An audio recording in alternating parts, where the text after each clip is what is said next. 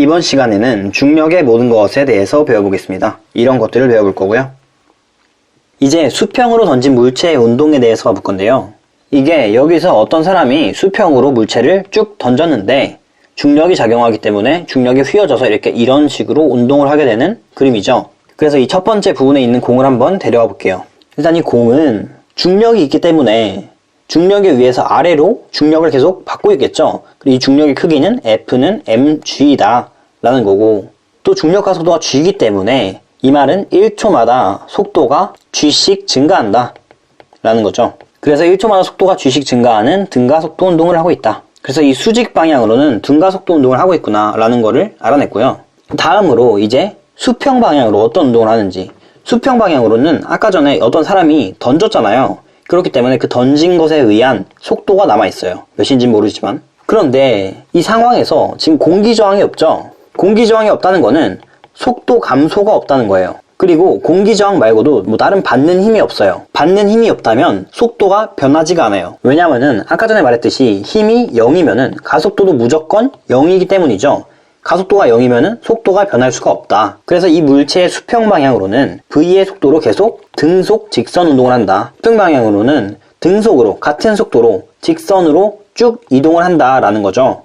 네, 그래서 결국에 이 수평 방향의 속도랑 또 수직 방향의 속도가 합쳐져서 운동 방향은 이렇게 대각선으로 되게 되는 거죠. 그리고 추가적으로 속도에 대해서 알아볼 건데, 속도는 1초당 거리 변화량이에요. 아까 전에 가속도는 1초당 속도 변화량이었는데 속도는 1초당 거리가 변화하는 양이다 라는 거예요. 한번 예를 들어서 어떤 물체의 속도가 5m/s이다 라고 하면 이 말은 1초마다 거리가 5m씩 증가한다 라는 거예요. 그래서 한번 예시 문제를 만들어 볼게요. 예를 들어서 여기 지면이 있고 어떤 공이 있는데 이 공이 아까 전에 우리가 봤던 그림과 같이 이렇게 이런 식으로 떨어진다. 근데 어떤 사람이 던졌을 때의 속도는 3m/s였다. 그리고 지면에 2초 후에 떨어졌다. 그래서 질문은 이때 공의 수평 방향 이동 거리는 몇이냐 라는 거예요. 그래서 이제 이 단서들을 써서 문제를 풀어볼 건데, 지면에 2초 후에 떨어졌으니까 이 공이 운동할 수 있는 시간은 2초예요. 그런데 속도가 3m/s였죠. 근데 속도가 3m/s라는 거는 1초에 3m의 거리가 증가한다는 거예요. 그러면은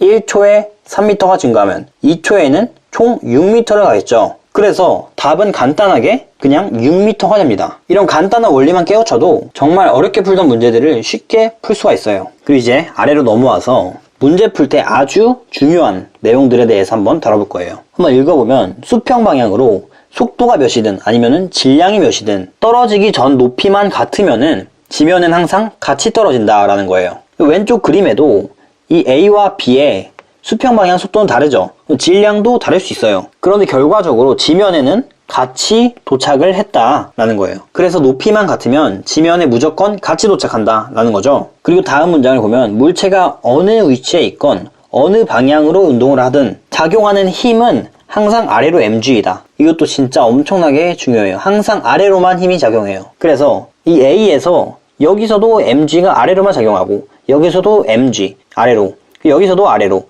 여기서도 아래로, 그리고 위에 그림에서 여기서도 이제 아래로만 mg로 힘이 작용한다 라는 거예요. 이게 개념으로 들으면 쉬운데 문제 풀 때 이것 때문에 실수를 많이 하게 될 거예요. 그래서 항상 머릿속에 넣어둬야 된다. 그래서 이제 밑에 보면은 그래프가 있는데 자유낙하 운동을 하고 있는 A의 그래프랑 수평으로 던진 물체의 운동인 B의 그래프가 있어요. 이 B의 그래프를 한번 봐보면은 B는 수평 방향으로는 등속 운동을 한다 했잖아요. 그래서 속도가 일정한 이렇게 등속 직선 운동을 하고 있다. 그리고 가해지는 힘은 없다. 수평 방향으로는. 그 다음에 연직 방향, 수직 방향으로는 힘이 항상 중력이 작용한다 했죠. 그리고 중력 때문에 등가속도 운동을 한다. 그래서 속도가 이렇게 일정하게 증가하는 그래프가 나오게 된다 까지 알면서 다음 페이지로 넘어갈게요.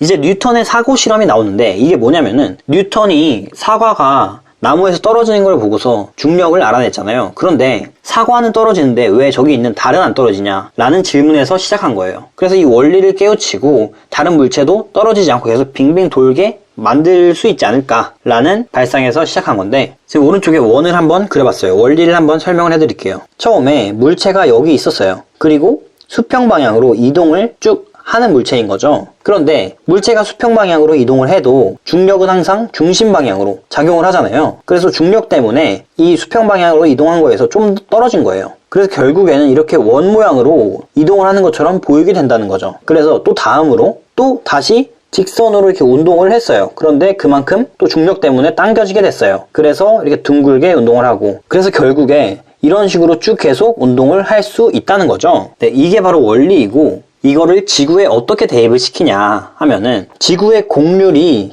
뭐냐면 휘어진 정도예요. 지구가 휘어진 정도가 수평 방향으로 8km당 수직 방향으로 5m가 휘었다는데요. 그래서 이게 무슨 말이냐면은, 수평 방향으로 8km를 갈 때 수직 방향으로 5m를 떨어지면은 계속 돌 수 있다는 거예요. 그래서 왼쪽 그림을 보면은 어떤 물체가 자유낙하 운동을 할 때 5m를 떨어지는 시간이 1초래요. 그런데 만약에 이 1초 동안에 수평 방향으로 8km를 이동하게 되면은 이 휘어진 정도에 맞춰서 계속 돌 수 있다라는 거죠. 그래서 이거를 좀 더 생각해 봤더니 이거를 포탄에도 적용을 할 수 있겠다라는 거예요. 이 포탄의 속도가 어느 정도 되게 크면은, 즉 이 포탄이 1초에 8km를 갈 수 있으면은 이 포탄은 공기 저항이 없다는 가정하에 계속 돌 수 있다는 거죠. 그래서 이런 거를 이제 알아냈고, 이 C는 속도가 8km/s이기 때문에 지구 주위를 계속 돌 수 있다. 공기 저항이 없는 가정하에. 그런데 여기서 조심해야 될 점은, 이 지금 돌고 있는 포탄도 중력은 작용받고 있는 것이죠. 그래서 어느 물체든지 중력은 항상 작용된다. 까먹으면 안 되고요. 그리고 이 포탄들을 제가 이름을 한번 붙여볼게요. 첫 번째 포탑 A,